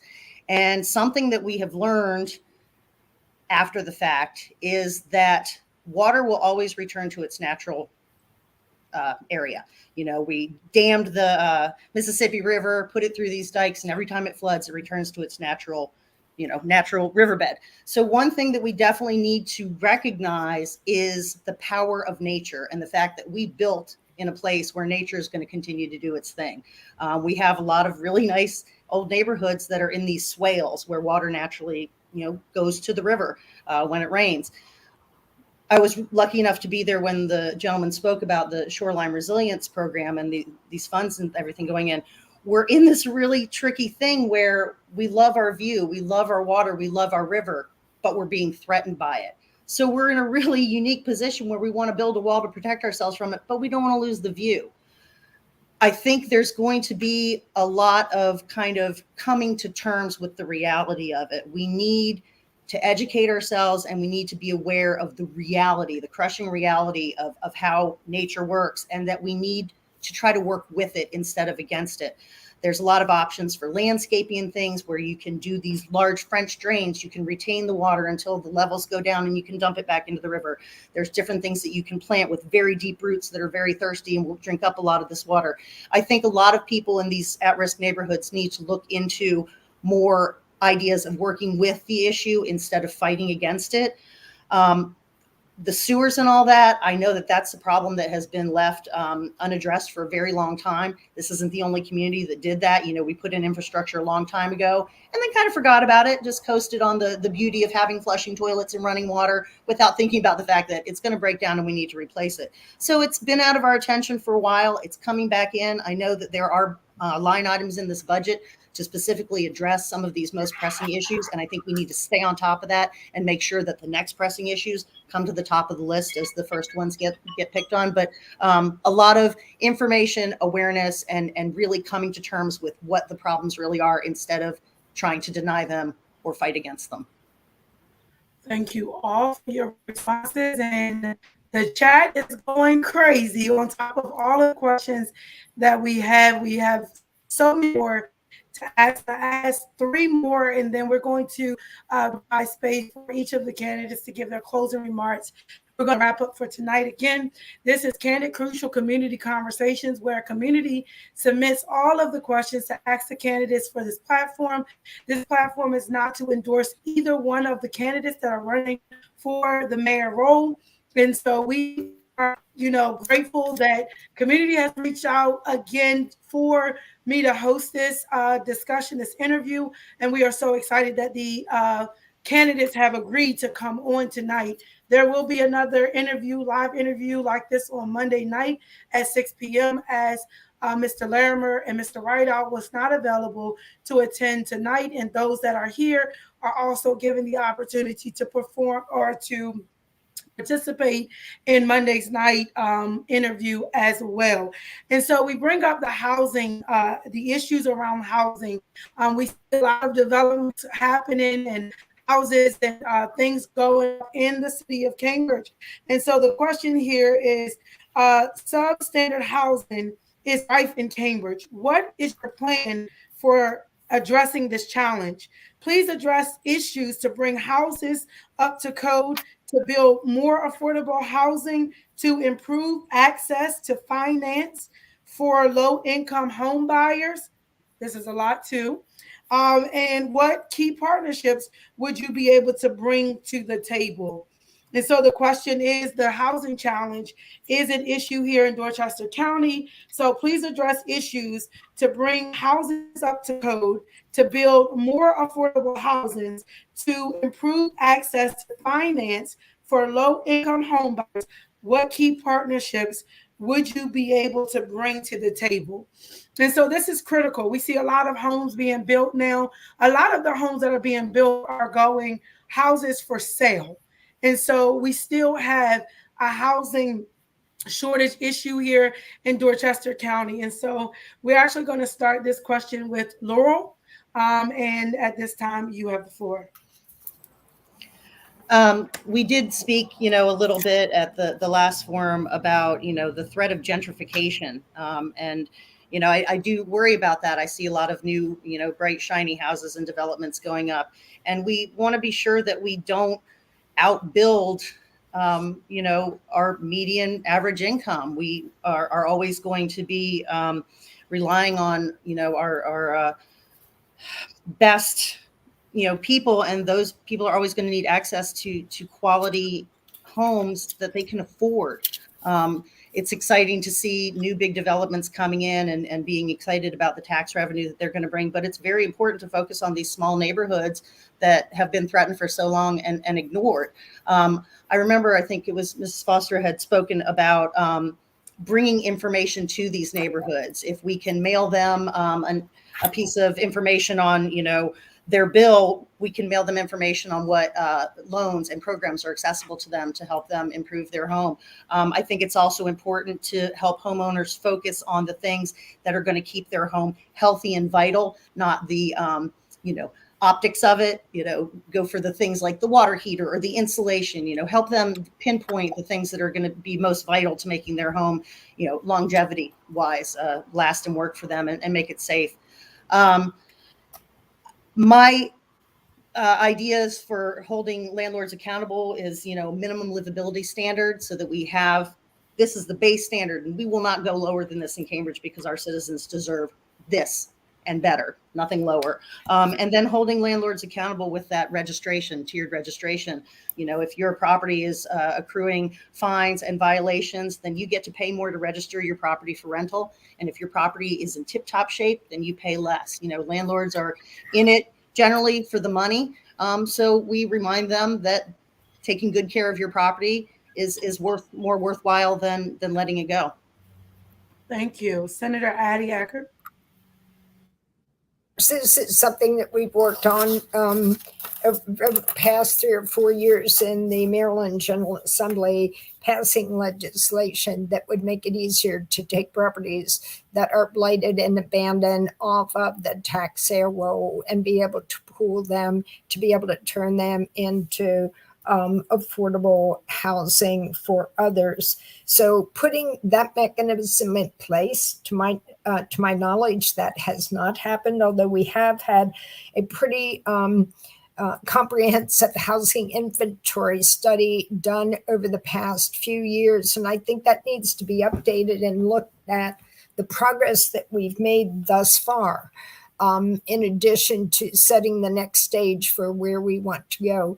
Housing and Community Development has also, as they've relocated their offices over there to the packing house, have identified some 400 families. It would be interesting to see which of those families are in Cambridge, and then how we will plan to work with those families so that there is adequate housing and adequate resources for the rest of the family moving forward. The tiered registration certainly has some promise moving forward, and code enforcement is absolutely essential. That's something that I think has been lacking in the past, and we need to make sure that once we set up that system, we're consistent with it, that there is action taken, so that the standard of housing that is developed within the city can be sustainable over time. Thank you. Ms. LaShon Banks Foster. We have code enforcement officers already in place. We do not have enough code enforcement officers in place to adequately go around and evaluate the houses, the rental housing, as they should. We have a lot of substandard housing, and it's, we can say it over and over. We've been saying it, as they say, for the last decade or more. We have state and federal programs that can help with buying housing. We have programs that can help with putting you in a position with your credit so that you can buy a house. We don't have the median income. If the median income here is $49,000 a year for a family, you're not going to be able to afford a $2,000 a month house, which is what's being built now.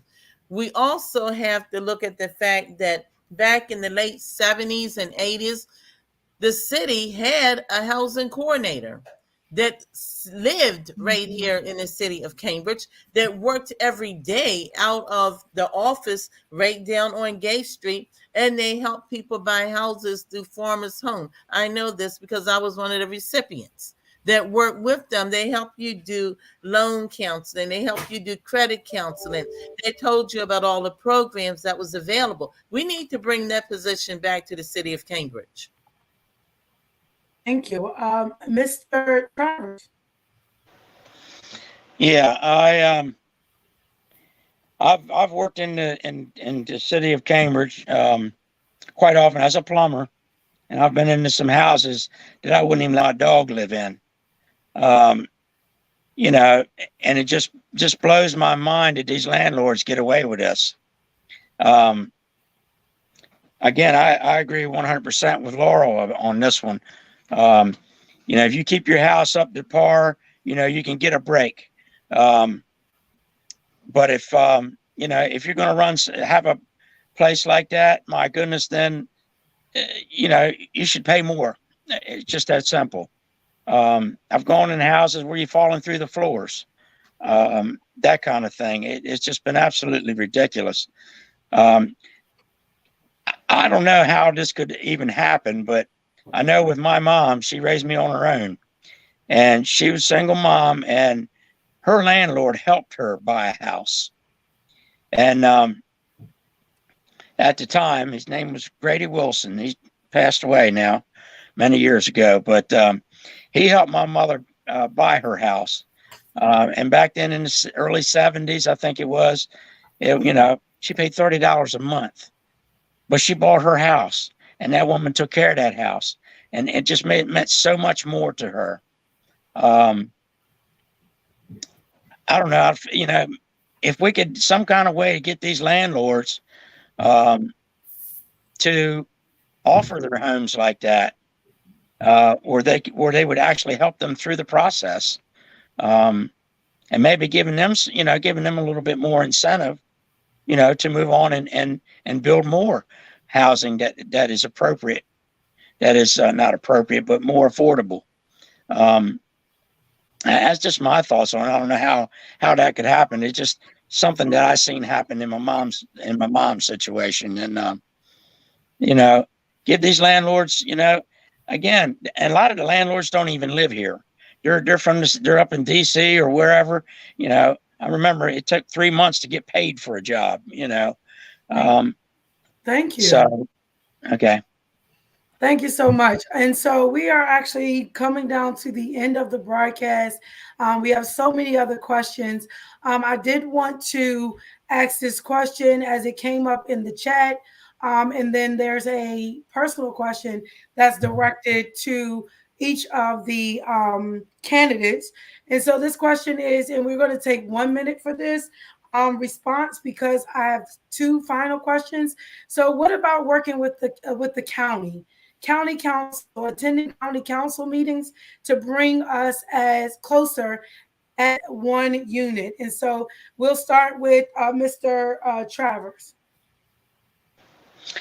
Absolutely. I think that is something we should definitely be doing. Because the county provides a lot of things as well. I mean, you still have housing out in the county and that kind of thing. So, working with them and getting things done that kind of way with landlords out there. You know, I've seen a gentleman take Prospect Heights and Hurlock, just absolutely every home he buys, he totally remodels it, you know, and I mean, and he's bought several out there. I always say that he owns the whole Prospect Heights, but he don't. But it's amazing to what he's done, and the county's worked with him in doing those things, and the city of Hurlock, the county, you know, the city of Hurlock, and so on. So yeah, I mean, we got to do that. The county is just as crucial as the city. Thank you. Ms. LaShon. It is vital that we work with the county commissioners. It is so important. We have to build and sustain a relationship with them. The city of Cambridge sits in Dorchester County. We are a part and we are one. We are one unit. You don't have a separate city that's outside of the county. Working together with the county is vital. It's a must. And if I am elected mayor, that will be one of my priorities. Thank you. Ms. Laurel. So I think it's incredibly important that we all remember we are the county seat of Dorchester County. We are the small city that represents Dorchester as a whole. And I think it's very important that we maintain that connection, not just so that we know what they're doing and they know what we're doing, but so that we help each other and that we represent each other well. More of these optics and these outside influences. We want everyone outside that looks into Dorchester County to see us working together and see us thriving together and accomplishing things as a team and never working against each other. Thank you. Senator Addie. Thank you very much. Just as we go into the community to work together with our constituents, I think working with other organizations, I think it was one of the first questions we talked about. How do we deal with outside entities? And, you know, we are them in one respect. And so it is important to have a presence. And sometimes just presence speaks louder than any words. So making that and initiating that contact, I think, would be very important. But I think it's also important that we maintain our contact with other towns and municipalities in Dorchester County as well, because we are stronger as we all work together. Thank you. And so for the next question, there is personalized questions to each of the candidates tonight. And we're actually going to start with Senator Addie Eckardt. We know you have been in Annapolis as our senator. And the question on from the community is, what bills have you specifically championed to build the city of Cambridge and Dorchester County? Have you championed any bills while in Annapolis or taking the lead in any bills that directly affects the city of Cambridge and Dorchester County as a whole?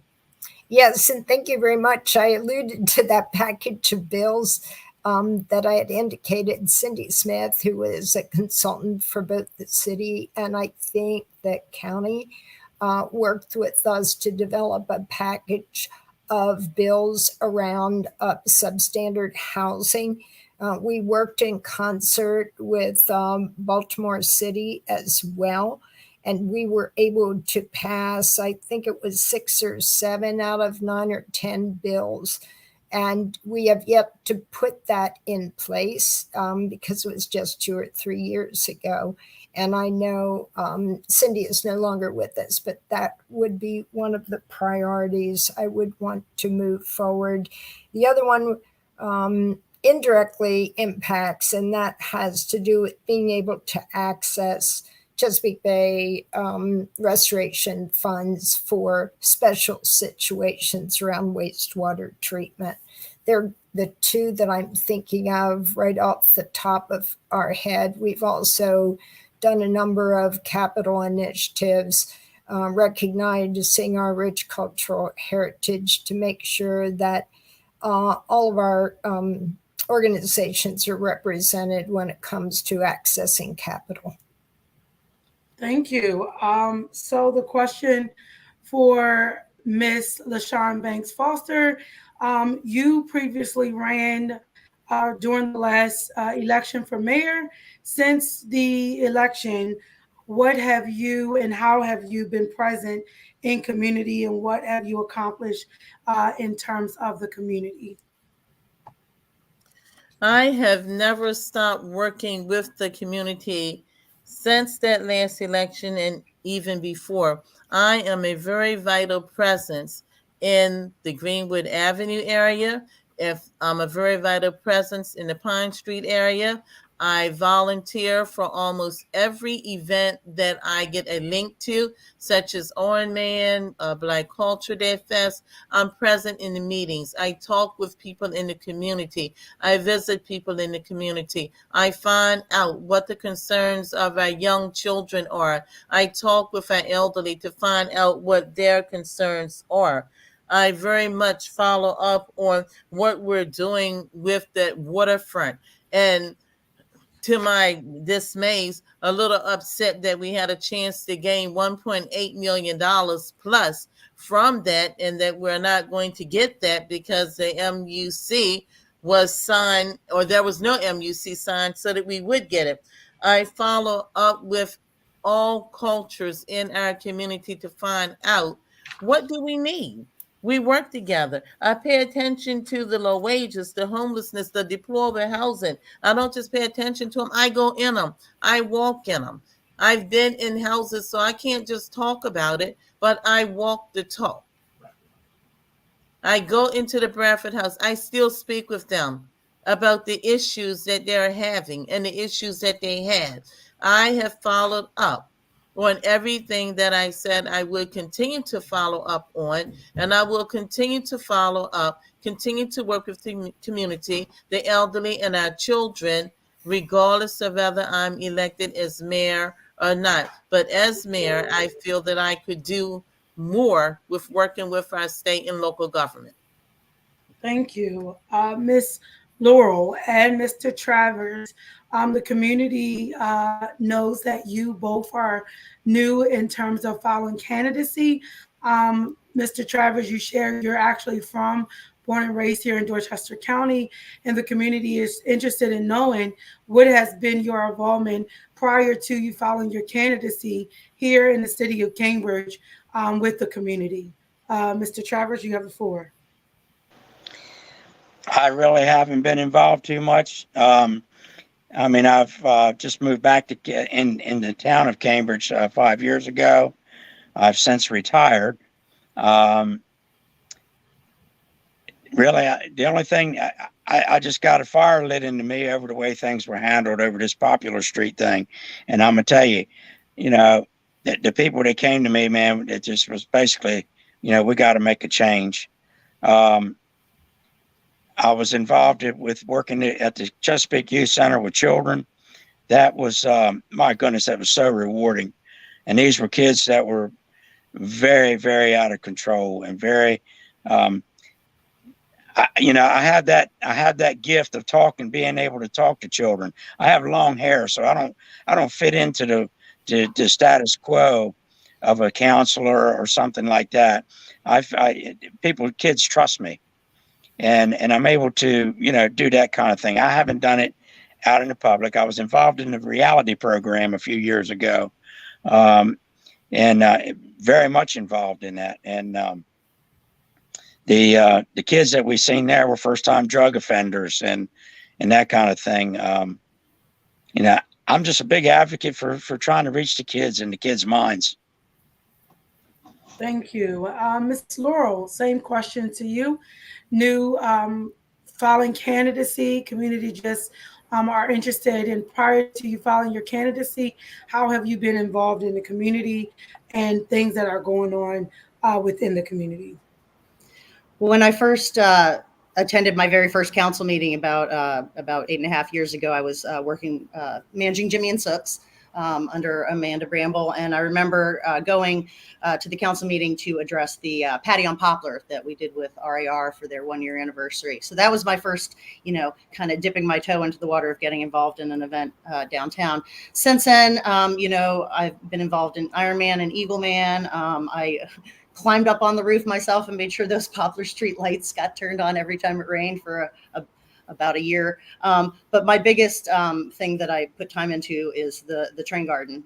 I work on the RFC train garden for a few hundred hours before it opens in December to make sure that it's ready for the kids to come in and just eyes wide with wonder at the little treasure that we have. That's for people that don't know, because I can't believe every now and then I run to people don't know, we have the oldest continually running train garden in the United States in our little old City Hall building down there on Gay Street. And that's a very exciting thing to see every year. It supports our rescue fire company and supports the community and gives the children something to do every December, free to the public. And it's really wonderful to see them come in and enjoy that. It's a really exciting thing to be a part of. Yeah.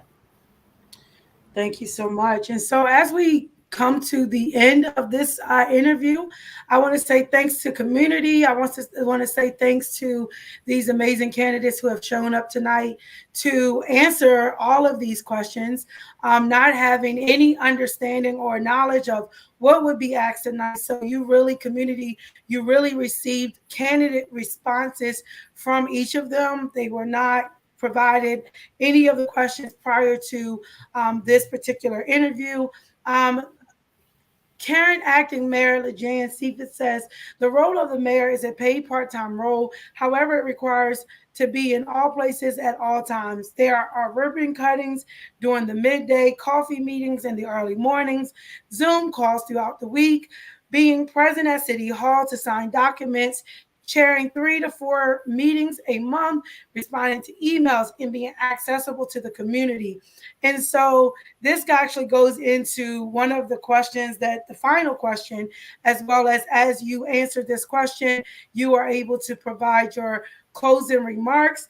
And that question is, because this position is part-time, it requires, it's so demanding, how do you plan to juggle this role if you are elected with your full-time responsibilities?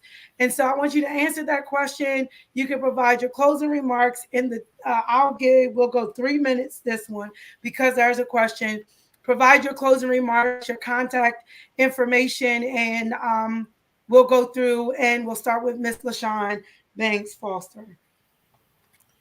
I can answer that one in 1 second. The answer is yes. I have my own business, so I can juggle my business and the duties of mayor around everything except illness, and none of us can juggle it around illness. Other than that, yes, I can do that. In my closing remarks, I would like to say that some people have led this community, our community, my community, to believe that the mayor has a weak role. I want to tell everybody tonight that do not believe that the mayor's position is weak. It is not weak. It serves more than ceremonial purposes. The mayor is an important and vital role. It is the voice of all citizens for the citizens, and they are the force behind the voice, as I had stated earlier. Like a lot of cities across the United States, we're hurting. COVID has hurt our businesses. Murders and violence is running rampant through our city. The city of Cambridge wants representation for their taxation. We need a representative that not only listens, leads, but acts. The mayor may not have a vote except in cases of a tie, but the mayor has a voice, and that voice should be a very strong voice, and a voice that is not afraid to stand up for what is right. My city, our city, I as well, and the citizens want to be heard. We want representation. As I said before, someone asked me, what do I say about the diversity in our city? And I will say this, when we were talking tonight: low wages, homelessness, deplorable housing, fixed income, no community engagement, no transitional shelters, crime knows no color. It is blind to diversity, creed, and culture. We all have suffered in some form or another from COVID and other aspects within our own community, such as crime. It is time that we have a mayor that not only hear our voices, that not only talk the talk, but walk the walk and act. We have a lot of technology, true, just like we're using technology tonight, but not everybody can use technology. We have to find ways of getting the word and the message out to them, which is why I state that we should move our meetings around. We should move our meetings to a larger facility. We have to include our forgotten, the elderly, and the youth. We need to start a program for the youth where we could put the youth to work, and at the same time, the youth will have a meaning of belonging. We have youth running all over our city that have told me they have nothing to do. So what do? They go steal a moped. But if they had an activity to do, because I know a whole lot of elderly that I talk to that could use some of those youth to put their trash can out for them, because they can't pull these big, heavy trash cans that the city now has for them from the back of the house to the front of the house. So if we had a voucher program in place where we could pay our youth through the city, we have $12 million, and some of that was for social programs. We could put together a program where we could give the youth a voucher. So as you pull this trash can out, you cut this grass, we'll provide the lawnmowers, we'll have volunteers to supervise or paid personnel to supervise. But now we'll give you a voucher to go bowling. Did you say time up? Yes, ma'am. Thank you. All righty. Thank you. This time we'll hear from Mr. Travers. Can you repeat the question, please? So the question is, with all that of the responsibilities as a mayor, with your current full-time responsibilities, how do you plan to juggle the, if elected, how do you plan What to about juggle? beyond sickness? How do you plan to juggle the responsibilities of the mayor beyond sickness, as Ms. LaShon has stated? How do you plan to juggle the responsibilities? And at this time, you can give your closing remarks. Yeah, first of all, I'm retired, so I have nothing but time. Bottom line, I don't do much anyway. Just pedal around my house, cut my grass, that kind of thing. But I mean, if I'm elected mayor, I just really think that there's just so much that has to happen. Again, I have no problem being available through emails or whatever, and going to different functions and so on. I have no problem with that. I just want to see this city prosper without losing our heritage. That was my main thing, and being transparent about everything. Getting people to.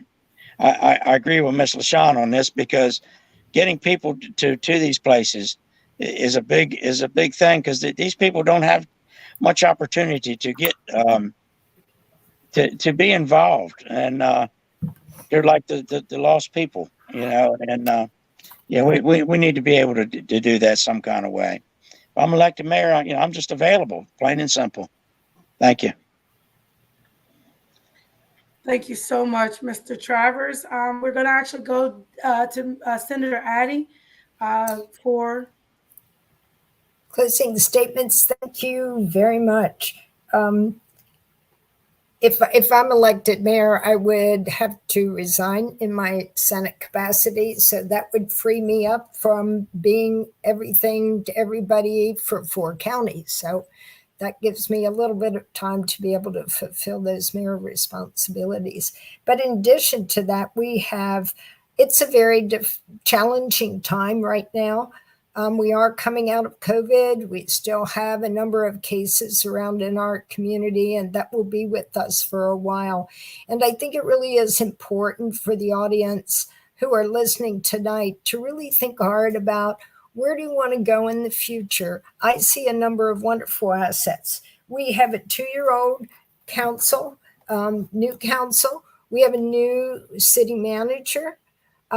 We have a lot of issues that everybody has brought to us, but I think there have been some tangible changes made over these past 2 years.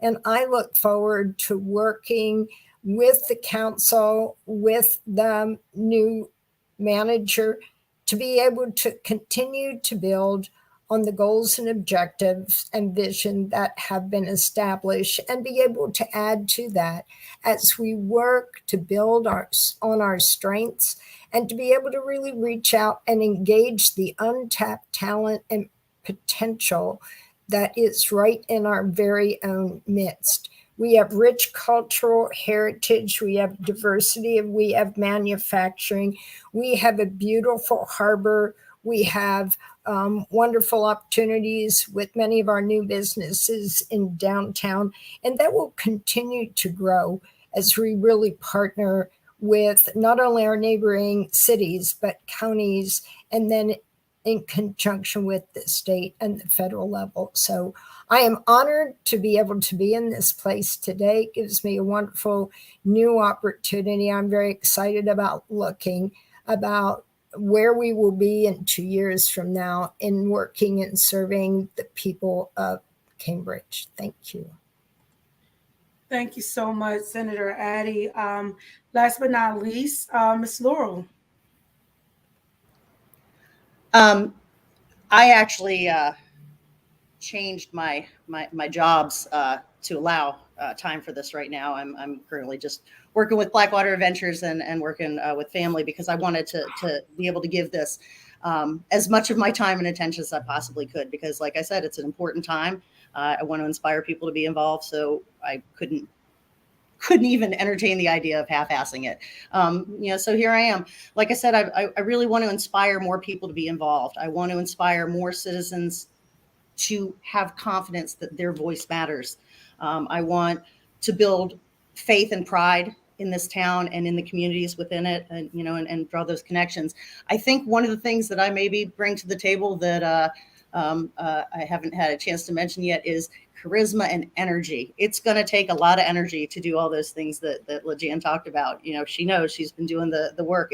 It's a lot, and it's exciting to me. I know on Saturday I did 2 downtown events, led 2 kayak tours, and still had a couple of meetings. And at the end of the day, I felt fulfilled instead of exhausted. And that was kind of inspiring for me. It was motivating because I realized I could probably tackle 5-6 things a day and still have the energy to type that newsletter for you guys. So I'm excited to be here. And I really hope that the enthusiasm that I'm bringing is contagious. I hope that I inspire more people to show up and read about what's going on and really get involved. And I hope that everybody really turns out for this vote. Talk to your neighbors, talk to your the people in your neighborhood you don't like. Let's have conversations. Let's work these things out, and let's, as an informed community, move forward and do what is absolutely best for Cambridge. Again, I want to say thank you all. Thanks to community for tuning in, for engaging in this discussion. I see Tim Wallace, who's with us. Miss Jackson actually put a final comment and said, you have to meet people where they are, like sporting events, parks, and etc.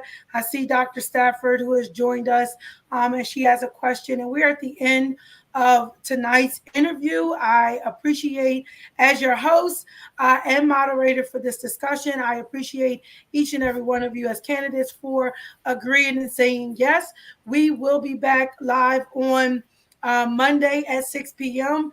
as Mr. Larimer and Mr. Rideout was not able to join us tonight.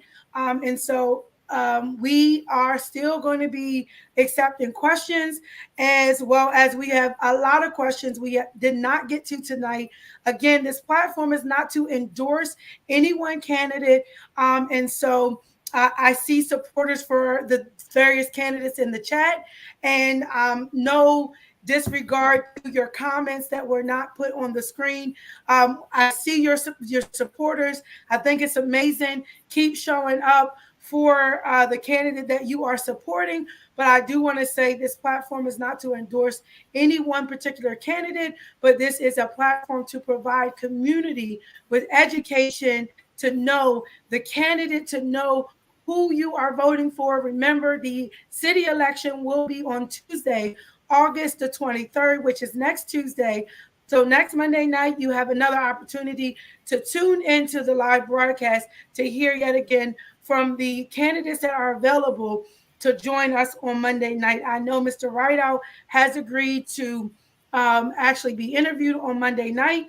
Even if he watches this broadcast, we won't ask the same questions because this is Candid Crucial Community Conversation. And so I want to say thank you again to community. Thank you again to the candidates.